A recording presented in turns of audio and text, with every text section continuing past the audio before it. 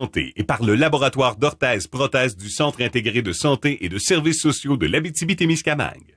Mon nom est Doris Champagne. Je travaille à la résidence d'hébergement La Chaumière. Qu'est-ce que je fais comme... j'assiste les personnes, on leur sert à manger, on les soutient, on les écoute.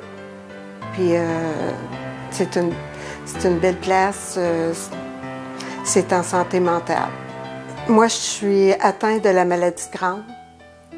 C'est la maladie inflammatoire de l'intestin.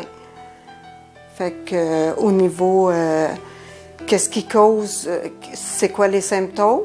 C'est que il y a des maux de ventre, il y a les maux de ventre, les maux de cœur, les vomissements, les diarrhées, les maux de tête.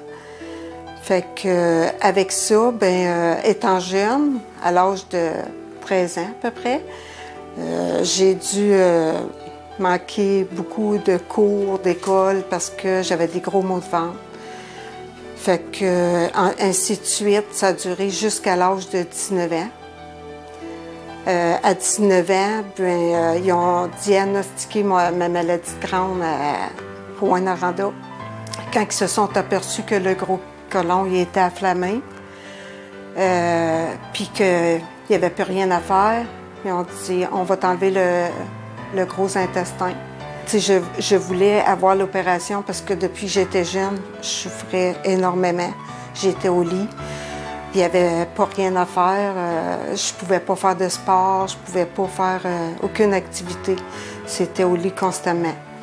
Ils ont décidé d'opérer et mettre un sac, une stomie permanente. Fait que moi, c'est iléostomie. C'est que, qu'est-ce qu'ils ont fait, c'est qu'ils ont ils ont mis un bout d'intestin, ils ont rabouté pour ressortir l'intestin, puis avec le sac. Les premiers temps, c'était pas évident parce que, il faut que tu changes ton sac à tous les jours. Si ça s'écoule, il faut que tu rechanges ta collerette qui clipse après le sac. Fait que j'ai des tapes aussi pour empêcher de l'écoulement. Moi, j'ai accepté la maladie de Crohn. J'ai appris à vivre avec. Puis aujourd'hui, moi, je le prends comme mon ami. Tu sais, je l'ai 24/24.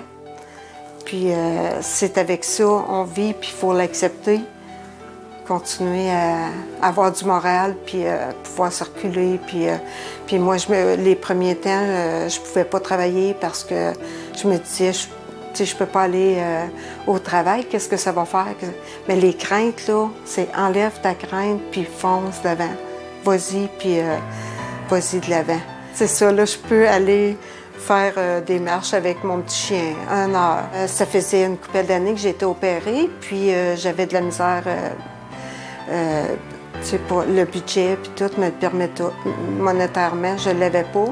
Fait que là, je me suis dit, bon, qu'est-ce que je peux faire? Qu'est-ce que je peux faire? Fait qu'il y a des amis que je connaissais qui m'ont dit, fais affaire avec la ressource. Fait que là, j'ai contacté, il y avait le CLSC, ils sont venus à la maison pour remplir des papiers. Puis là, ils ont dit, maintenant, appelle la ressource, puis demande-leur pour explique-leur ton cas.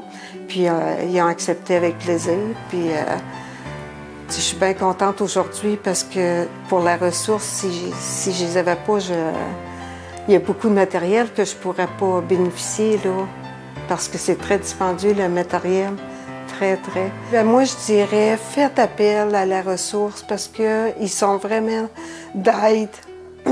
Beaucoup d'aide, pour les handicapés.